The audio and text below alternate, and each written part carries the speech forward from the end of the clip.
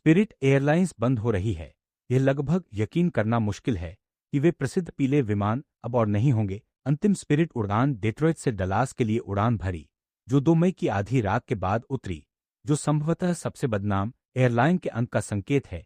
इसके बारे में बाद में और जानकारी मिलेगी, लेकिन 17,000 लोगों की नौकरी चली गई है और लाखों यात्रियों को। आप उनकी वेबसाइट पर जाएंगे तो आपको एक घोषणा मिलेगी जिसमें लिखा होगा कि बहुत दुख के साथ ये बताया जाता है कि 2 मई 2026 को स्पिरिट एयरलाइंस ने तत्काल प्रभाव से अपनी संचालन को व्यवस्थित रूप से बंद करना शुरू कर दिया है।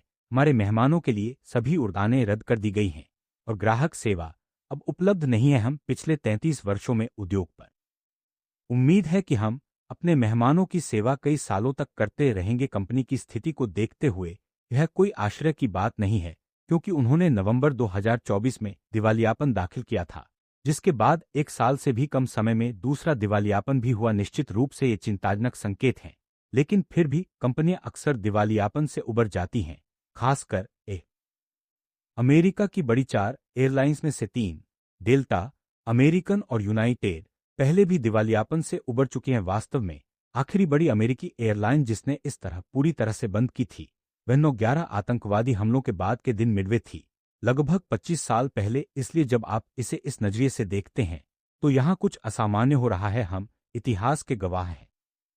बहुत से लोगों ने यह वीडियो बनाने का अनुरोध किया है जो इस अनोखी स्थिति को समझाने की कोशिश कर रहा है।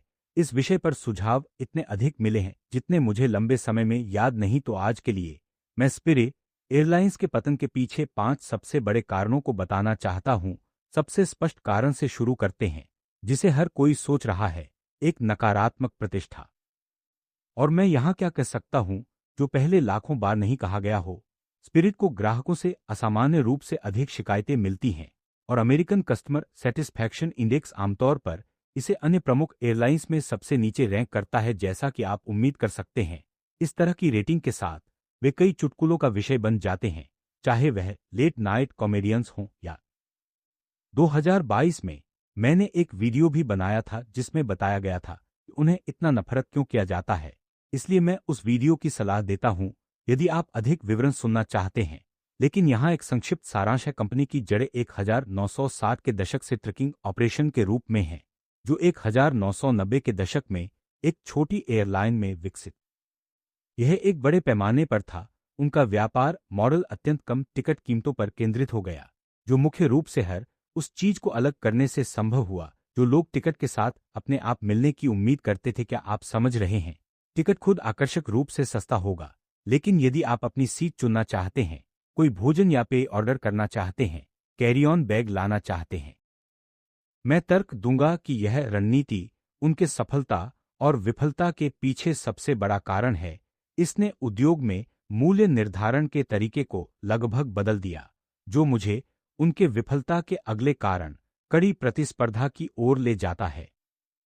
20 साल पहले स्पिरिट ऐसे काम कर रहा था जो लगभग अनसुने थे। उदाहरण के लिए 2007 में वे पहली अमेरिकी एयरलाइन थे जिन्होंने बैग चेकिंग के लिए शुल्क लिया, जो अब नया मानक बन गया है। उन्होंने इस प्रकार की मूल्य निर्धारण की मांग को उजागर किया, जिसे बाद में बड़ी और शक्तिशाली एयरलाइंस ने कम आक्रामक तरीके से अपनाया। 2012 में डेल्टा ने बेसिक इकोनॉमी एयरफेयर की पेशकश शुरू की, जिसे अब डेल्टा मेन बेसिक कहा जाता है, जो सीमित लचीलापन के साथ कम कीमतें प्रदान करता है और उन लोगों के लिए सबसे अच्छा है जो सीट चयन, उसी दिन परिवर्तन या अपग्रेड जैसे लाभों की परवाह नहीं करते। इसे मुख्य रूप से उन अल्ट्रा लो कॉस्ट कैरियर्स के खिलाफ सीधे प्रतिस्पर्धा करने के लिए बनाया गया था जो उस समय लोकप्रिय हो रहे थे, मुख्य रूप से स्पिरिट। फिर 2017 में 5 साल बाद यूनाइटेड और अमेरिकन ने भी ऐसा ही कुछ प्रदान करना शुरू किया, जो उसी वर्ष डेल्टा ने घोषणा की कि वे अपनी सेवाओं का वैश्विक विस्तार करेंगे। सरल शब्दों में कहें तो जो कुछ स्पिरिट के लिए अनोखा था वह अब कई अन्य एयरलाइंस में पाया जा सकता है, जिनमें से अधिकांश की प्रतिष्ठा काफी बेहतर है। स्पिरिट को उनकी विमानों में अधिकतम सीटें फिट करने के लिए जाना जाता है, इसलिए यदि आप पैर फैलाने की जगह को महत्व देते हैं तो आप उन अन्य विकल्पों को देखना चाहेंगे। मुझे लगता है कि अब लोग बस स्पिरिट से बचते हैं। महामारी, और मैं यहाँ कोई क्रांतिकारी बात नहीं कह रहा हूँ, लॉकडाउन, प्रतिबंध और वायरस फैलने के डर ने यात्रा में भारी गिरावट ला दी, जो सभी एयरलाइंस के लिए बुरा था। लेकिन स्पिरिट को वाकई में पुनर्प्राप्ति में कठिनाई हुई। उनकी आय 2020 में घाटे में बदल गई, जो अब तक लगभग $6 बिलियन हो गई है। यदि आपने 2019 के अंत में महामारी शुरू होने से, जो न केवल बाकी स्टॉक मार्केट से खराब है, बल्कि उनके उद्योग के बाकी हिस्सों से भी खराब है, और निश्चित रूप से इसका बहुत कुछ उन कारणों से जुड़ा है जो मैंने पहले बताए। लेकिन स्थिति अप्रत्याशित अतिरिक्त लागतों से जटिल हो गई है, जो मेरी सूची में अगला कारण है। इंजन समस्याओं के कारण उनके दर्जनों विमान निरीक्षण और मरम्मत के लिए लंबी अवधि के लिए जमीन पर रहना पड़ा, जिससे उनकी आय, उनकी दक्षता प्रभावित हुई है, और यह आमतौर पर उनके दिवालियापन के पीछे एक कारण के रूप में उद्धृत किया जाता है। उनके श्रम लागत बढ़ रही है, जिसका एक बड़ा हिस्सा पायलटों की उद्योगव्यापी कमी से जुड़ा है। ईंधन लागत ईरान के साथ युद्ध शुरू होने, वे कहते हैं कि मार्च और अप्रैल में ही इसने $100 मिलियन अतिरिक्त लागत जोड़ी, जिसे वे अपनी हालिया बंदी के सबसे तत्काल कारण के रूप में मानते हैं। वैसे ईंधन और श्रम पारंपरिक रूप से व्यवसाय चलाने के सबसे महंगे हिस्से रहे हैं, जो 2025 में उनके परिचालन लागत का लगभग 55% थे। तो जब आपके सबसे बड़े खर्च और भी बड़े हो जाते हैं, तो ये उस बिंदु पर आपको लगभग इन लागतों को कवर करने के लिए पैसा उधार लेना पड़ता है, जो ब्याज व्यय के रूप में और अधिक लागतों की ओर ले जाता है, जो इस तरह की प्रतिष्ठा वाली कंपनी के लिए पार करना बहुत मुश्किल हो सकता है, जिसे कई लोग सक्रिय रूप से टाल रहे हैं। याद रखें, स्पिरिट कम कीमतों के लिए जाना जाता है, यही वे पेश करते हैं, और यदि उनकी लागतें इतनी बढ़, इसके अलावा महंगाई ने लोगों के पास मनोरंजन गतिविधियों जैसे छुट्टियों पर खर्च करने के लिए कम पैसा छोड़ दिया है। और क्योंकि स्पिरिट काफी हद तक अवकाश के लिए यात्रा करने वाले लोगों पर निर्भर करता है, यह उनके लिए एक और समस्या बनी हुई है। काम के लिए यात्रा करने वाले लोग बड़ी एयरलाइंस का उपयोग करते हैं, जिनके पास बार बार उड़ान भरने वालों के लिए अधिक। 2022 में स्पिरिट को फ्रंटियर एयरलाइंस द्वारा अधिग्रहित करने के लिए महीनों की बातचीत हुई, जो कम से कम सतह पर एक आशाजनक समझौता लग रहा था, जो अमेरिका की 2 सबसे बड़ी अल्ट्रा लो कॉस्ट कैरियर्स को जोड़ता। फ्रंटियर डेनवर से है, जबकि स्पिरिट फ्लोरिडा से। इसलिए यह पूर्वी और पश्चिमी संचालन को एक कंपनी के तहत जोड़ देता। इसके अलावा उस समय फ्रंटियर के सीईओ बैरी बिफल थे, जो पहले स्पिरिट में 8 साल तक मुख्य परिचालन अधिकारी रहे थे। आज वे मानते हैं कि विलय कंपनी को बचा सकता था, और मुझे लगता है कि अधिकांश लोग इससे सहमत होंगे।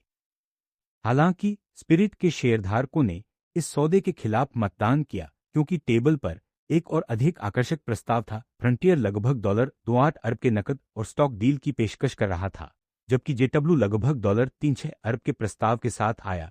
इसलिए यहां हमारे पास एक और ऐसा सौदा है जो संभवतः स्पिरिट को बचा सकता था, लेकिन वह भी नहीं हो पाया। इस पर यह बताना चाहता हूं कि 2026 तक स्पिरिट का बाजार में केवल लगभग 3-4% हिस्सा है।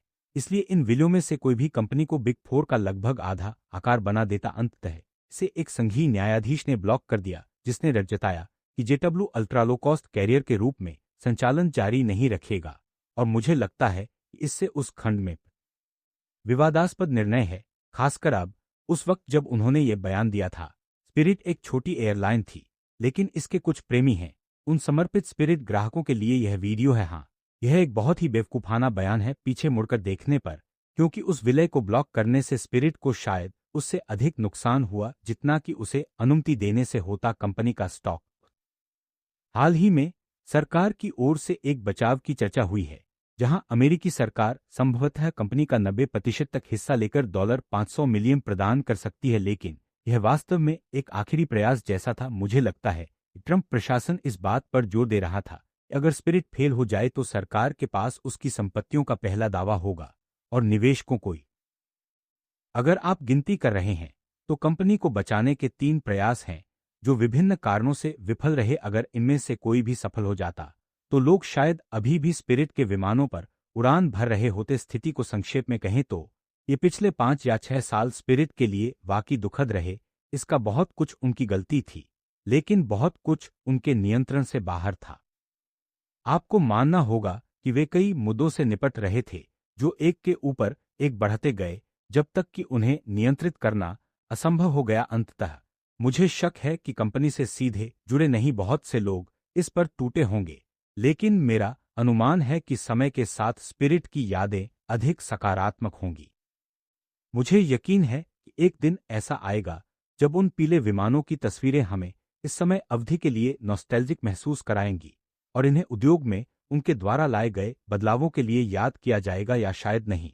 मुझे नहीं पता, मुझे बस लगता है कि यहाँ कुछ सम्मान करने वाली बातें हैं और मैं उम्मीद करता हूँ कि इसे पूरी तरह नजरअंदाज न किया जाए। बताएं, स्पिरिट के बारे में आपके क्या विचार हैं? क्या आप उन्हें जाते देखकर खुश हैं या क्या आप उन्हें कम कीमत के विकल्प के रूप में मिस करेंगे? क्या आपके पास उनके किसी उड़ान के साथ कोई सकारात्मक या नकारात्मक अनुभव है जिसे आप साझा करना चाहते हैं, या क्या आपने उन्हें पूरी तरह से टाल दिया है? और अंत में, आप भविष्य के लिए क्या देखते हैं? क्या स्पिरिट?